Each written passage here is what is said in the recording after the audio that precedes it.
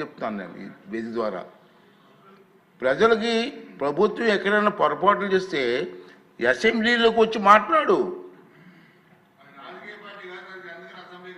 ప్రజా సమస్యలు అసెంబ్లీ చర్చించు. ప్రభుత్వం రిప్లై ఇస్తుంది. ప్రభుత్వం మీద ఒత్తిడి తీసిరా. మంత్రులు ఉంటారు ఇక్కడ సభలో, ముఖ్యమంత్రి గారు ఉంటారు, ఉప ముఖ్యమంత్రి గారు ఉంటారు, అందరూ సభ్యులు ఉంటారు. మాట్లాడి సభలో పనులు చేయించుకొని కాన్స్టిట్యున్సీకి జవాబు చెప్పు. అరే సభకు రావు, ఆ ఎమ్మెల్యేని రానివ్వు. క్వశ్చన్లు మాత్రం పంపిస్తున్నారండి రోజును 2 క్వశ్చన్లు. సభకు రానిప్పుడు క్వశ్చన్లు ఎందుకే? ఇద్దరికి అవకాశం పోతుంది కదా. అంచేత నేనేమంటానంటే ఇది ప్రజాస్వామ్యం, ఇది పద్ధతి కాదు. ప్రజలందరూ దీన్ని ఖండించవలసినటువంటి అవసరం ఉందని చెప్పి నేను భావిస్తున్నాను. ఎందుకంటే నేను చూసాం గతంలో, మనం కూడా హిస్టరీలోకి వెళ్ళాలండి. చాలామంది పెద్దలు ఉన్నారు కాదంటలేదు, కొత్త వచ్చారు. ఉమ్మడి రాష్ట్రంలో గౌతి లచ్చన్న గారని మీరు ఇప్పుడు పేరు విన్నారండి? అందరికీ స్వతంత్ర సమర యోధులు అతను.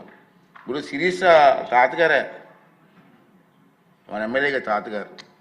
మా తాతయ్య గారు గౌతి లచ్చన్న గారి శిష్యులు. ఆ స్వతంత్ర పార్టీ నక్షత్రం గుర్తు ఆ పార్టీలో మా తాతయ్య గారు 4 టైమ్స్ ఎమ్మెల్యే గెలిచారు వారి నాయకత్వంలో. అతను ఒకసారి 40 మెంబర్స్ 50 మెంబర్స్లో ఎమ్మెల్యేలు గెలిచారు. వారి గురువు గారు రంగా గారు. ఇప్పుడు నాకు ఇయర్ గుర్తులేదు కానీ 48 50 మెంబర్స్ గెలిచారు ఆ పార్టీ నుంచి.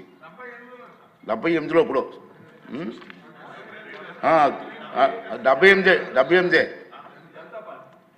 జనతా పార్టీ నుంచి 60 మంది సభ్యులు గెలిచారండి ఆ పార్టీలో.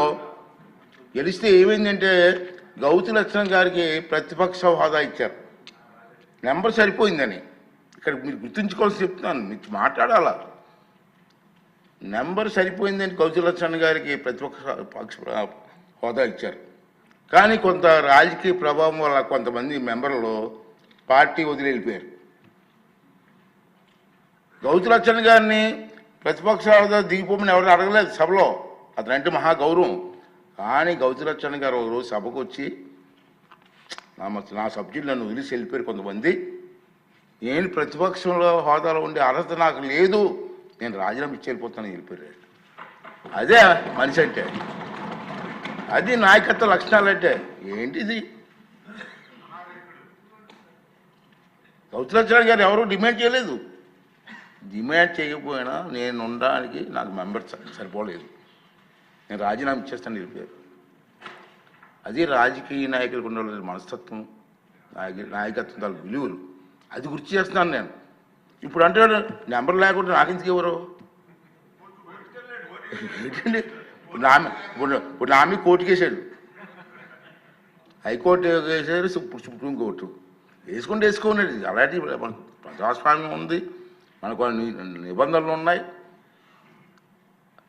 రూల్స్ ఉన్నాయి, దాని ప్రకారంగా వెళ్తాను తప్పించి నీకు భయపడి ఎలా చేస్తాను నేను మొన్న చెప్పాను. ఇది ఒక దేవాలయం అయితే దీంట్లో పూజారిరా బాబు, వరాలు ఇవ్వాల్సిన దేవుడు నీకు వరం ఇవ్వలేదు, అందుకే 11 ఇచ్చాడు.